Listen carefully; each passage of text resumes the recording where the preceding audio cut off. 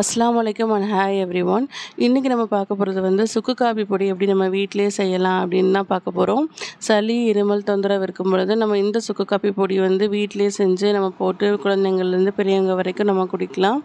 இது பண்ணுறதுக்கு ஒரு 20 கிராம் அளவுக்கு மிளகு எடுத்திருக்கேன். அப்புறம் வந்து சித்திரத்தை வந்து ஒரு 10 கிராம் எடுத்திருக்கேன். அப்புறம் வந்து சுக்கு வந்து 50 கிராம் எடுத்திருக்கேன். அப்புறம் அதிமதுரம் வந்து 50 கிராம் எடுத்திருக்கேன்.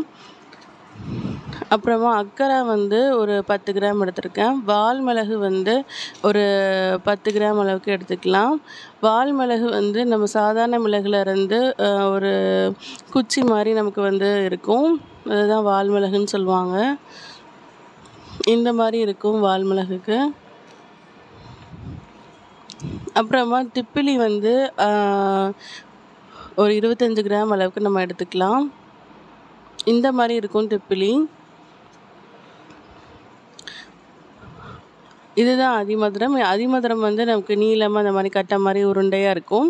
இப்போ வந்து ஹார்டான இந்த சுக்கு அதிமதுரம் இந்த எல்லாத்தையும் வந்து நம்ம வந்து உரலில் போட்டு நல்லா வந்து தட்டி எடுத்துக்கலாம். முதல்ல அக்கறை வந்து நல்லா இந்த மாதிரி போட்டு உரலில் நான் தட்டி எடுத்துக்க போகிறேன். இந்த மாதிரி தட்டி 1-2 நமக்கு வந்ததுக்கப்புறமா நம்ம இது எல்லாத்தையும் நம்ம மிக்ஸி ஜாரில் வந்து நம்ம சேர்த்துடலாம்.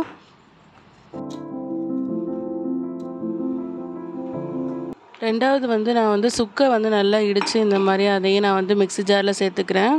மூணாவதாக நம்ம சித்திரத்தை அதையும் சேர்த்து நல்லா வந்து இடித்து நம்ம அதை மிக்ஸி ஜாரில் சேர்த்துக்கலாம்.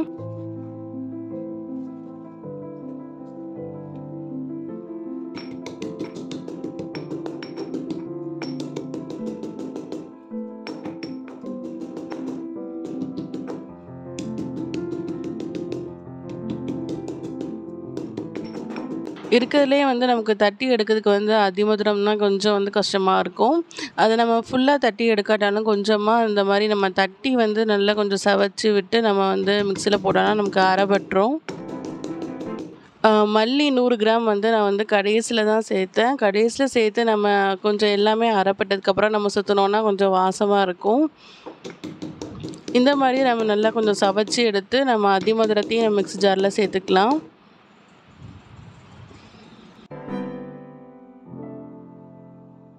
இப்போ அதிமதுரம் எல்லாத்தையும் இந்த மாதிரி தட்டி நம்ம வந்து மிக்ஸி ஜாரில் சேர்த்துக்கலாம்.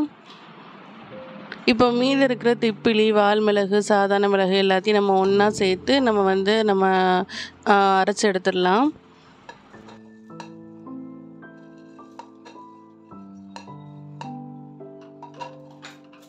எல்லாத்தையும் இந்த மாதிரி கோரஸ் பவுடராக அரைச்சதுக்கப்புறமா கடைசியாக வந்து 100 கிராம் அளவுக்கு மல்லி வந்து நான் சேர்க்குறேன்.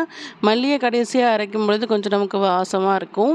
இப்போ எல்லாத்தையும் நம்ம அரைச்சாச்சு. இப்போ வந்து இந்த மாதிரி ஏர்டைட் கண்டெய்னரில் வந்து நம்ம வந்து போட்டு நம்ம ஃப்ரிட்ஜில் வந்து நம்ம ஸ்டோர் பண்ணி வச்சுக்கலாம். நம்ம உடனே காலி பண்ணிடுவோம் அப்படின்னா நம்ம வந்து வெளியே வச்சுக்கலாம். இப்போ ரொம்ப நாள் நம்ம வந்து ஸ்டோர் பண்ணி வைக்கிறதா இருந்தால் நம்ம வந்து ஃப்ரிட்ஜில் வச்சுக்கலாம்.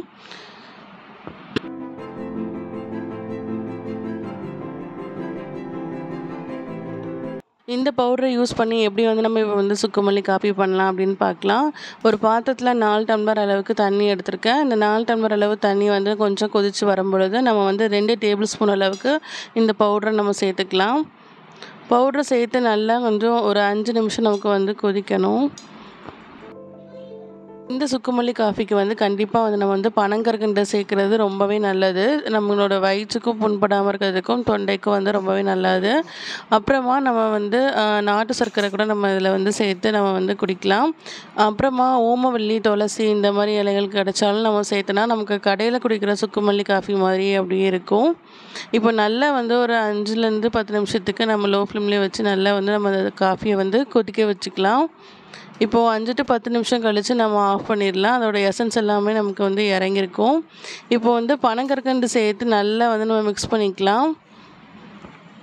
பனங்கற்கண்டு வந்து நம்ம ஃப்ளேமில் இருக்கும்போதே நம்ம சேர்க்கலாம். அப்படி இல்லைன்னா நமக்கு அடுப்பை ஆஃப் பண்ணதுக்கப்புறம் சேர்த்து நம்ம வந்து கரைச்சி விட்டுக்கலாம். இப்போ நம்ம வந்து ஃப்ளேம் ஆஃப் பண்ணிவிட்டு வந்து நம்ம வந்து வடிகட்டிடலாம். இப்போ நம்மளோட ஸ்வீட்னஸ்க்கு தகுந்த மாதிரி பனங்கற்கண்டு நாட்டு சர்க்கரை இதனால் நம்ம வந்து கூட்டி குறைச்சிக்கலாம். இதோடு நம்ம வந்து ஓமவல்லி இலை இல்லை துளசி இலை சேர்க்கும் பொழுது நமக்கு வந்து கடையில் குடிக்கிற மாதிரியான சுக்குமல்லி காபி வந்து நமக்கு வந்து கிடச்சிரும். இந்த மாதிரி சளி, இருமல் இருக்கிற குழந்தைகள்லேருந்து பெரியவங்க வரைக்கும் நமக்கு சாயந்தரமும் நைட்டு படுக்க முன்னாடியும் இந்த மாதிரி நம்ம போட்டு கொடுத்தோன்னா நமக்கு இருமல்ல இருந்து சளியிலேருந்து நல்ல ஒரு ரிலீஃப் கிடைக்கும். கண்டிப்பாக இந்த மாதிரி ட்ரை பண்ணி பாருங்கள். இந்த வீடியோ உங்களுக்கு பிடிச்சிருந்தா மறக்காமல் லைக் பண்ணி ஷேர் பண்ணுங்கள். மறக்காம என்னோட சேனலை சப்ஸ்கிரைப் பண்ணுங்கள். தேங்க்ஸ் ஃபார் வாட்சிங்.